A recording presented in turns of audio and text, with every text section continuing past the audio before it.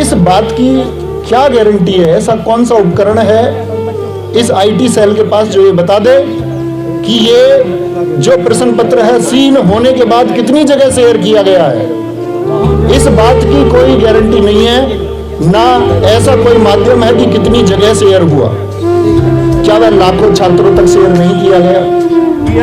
क्या 18 की second shift का पेपर पाने वाले छात्र जो 145 क्वेश्चन कर जाते हैं, क्या उन छात्रों की संख्या 60,244 से ज्यादा नहीं हो सकती? हो सकती है।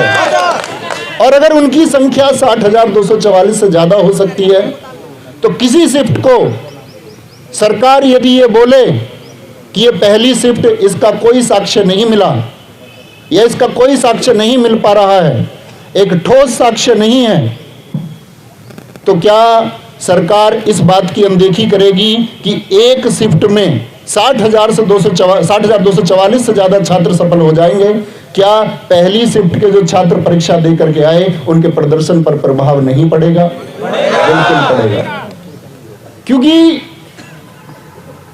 क्या सरकार ऐसी कोई गारंटी दे सकती है कि पहली शिफ्ट के जो नॉर्मलाइजेशन होंगे उन बच्चों को इतने मार्क्स मिलेंगे कि सेकंड शिफ्ट में जो धांधली करके आए हैं उनके बराबर होंगे? नहीं दिया जा सकता।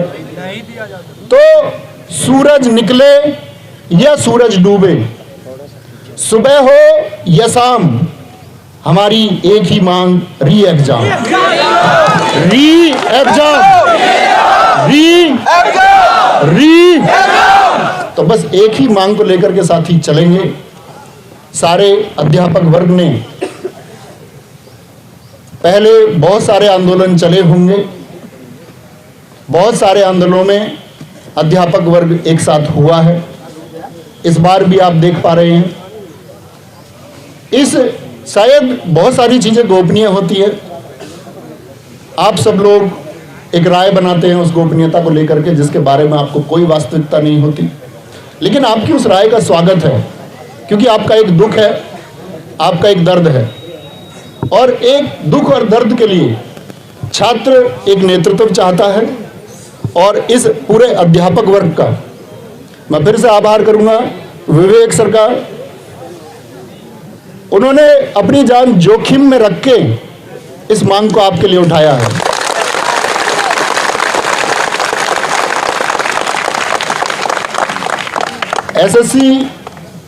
एसएससी गुरुकुल के गुरुजी शुभंशु गुरुजी ने इसको ग्राउंड तल पर चलाया है। मारूफ सर सुपर क्लाइमैक्स एकेडमी इसके लिए जितने छात्रों को जोड़ने का प्रयास कर रहे हैं, उनकी मेहनत आज आप रंग देखेंगे कि उनकी मेहनत से यहाँ कितने छात्र जुड़ते हैं। टारगेट विद आलोक।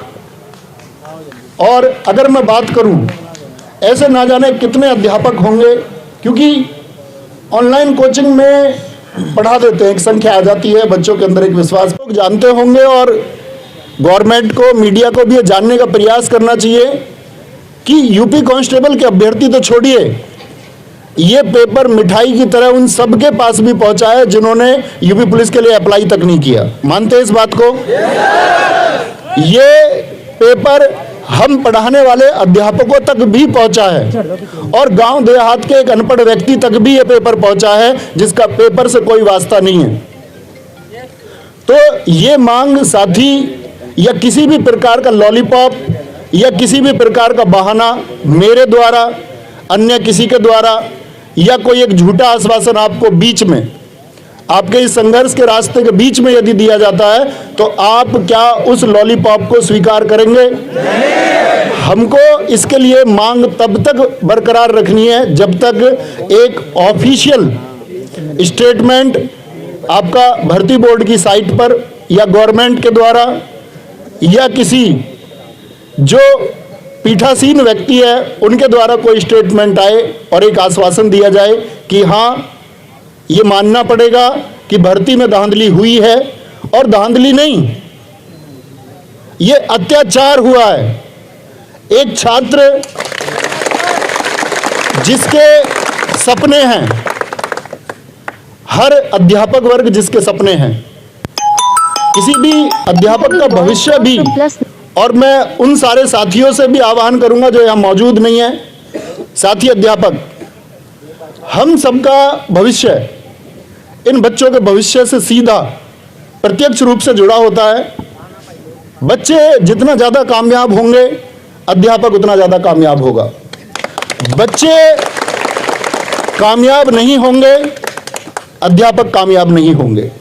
तो आप सब प्लीज इन बच्चों के जो आंसू हैं, जो इनका दर्द है, जो सपने इन्होंने देखे, कोई धनाढ्य व्यक्ति यूपी पुलिस कांस्टेबल में भर्ती होने का सपना नहीं देख सकता।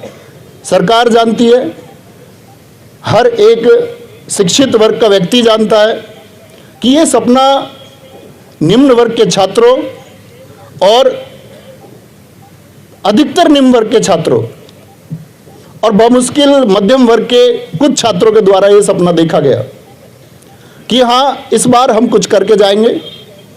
60,244 पद देख करके सबका बोलते ना हृदय एकदम से फल फूल गया।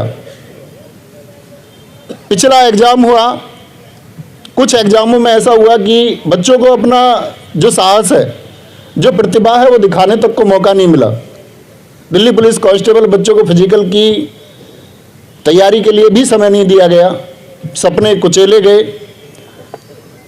बच्चों ने सोचा ठीक है, नंबर नहीं आता, 60,244 पद हैं और इसके लिए संघर्ष करेंगे। समय यहां भी कम दिया गया था, परीक्षा के मानकों पर प्रश्न चिन्ह था कि किस तरह से इतने सारे सेंटर बना दिए गए, क्यों गांव-गांव सेंटर बना दिया गया। लेकिन परीक्षा हुई और सेंटर में आप सब लोगों ने देखा होगा कि शिकायतें ना के बराबर हैं।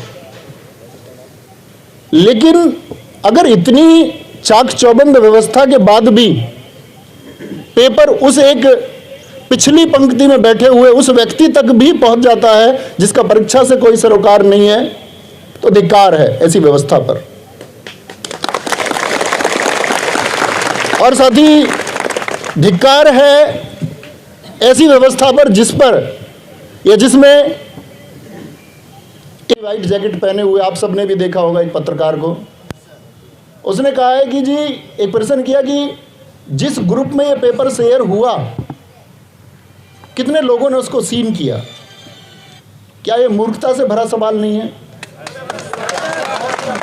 क्या ये बीच में लगभग 2 से 3 फीट का एक रास्ता छोड़ दीजिए। सारे भाई आप सब लोगों से हाथ जोड़कर रिक्वेस्ट है, बीच वाली पंक्ति छोड़ देंगे और सब लोग एक दूसरे के सिर से सिर मिला के बैठेंगे। देखो भाई, ऐसा नहीं है कि आप लोगों को आज ही बैठना है, ऐसा नहीं हो सकता कि आपको तो आपकी कोई प्रेजेंस जाएगी, उसका कोई अर्थ नहीं है। क्योंकि सब लोगों की एक ही डिमांड है कि परीक्षा फिर से होनी चाहिए। और परीक्षा फिर से क्यों होनी चाहिए? परीक्षा फिर से